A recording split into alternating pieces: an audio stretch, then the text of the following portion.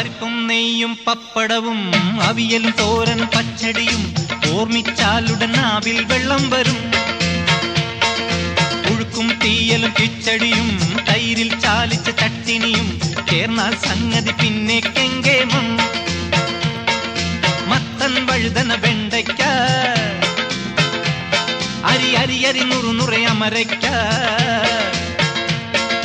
വടക്കൻ നാടൻ മുരിങ്ങയ്ക്ക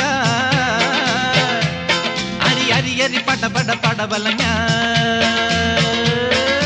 പരിപ്പും നെയ്യും പപ്പടവും അവിയലും തോരൻ പച്ചടിയും ഓർമ്മിച്ചാലുടൻ നാവിൽ വെള്ളം വരും.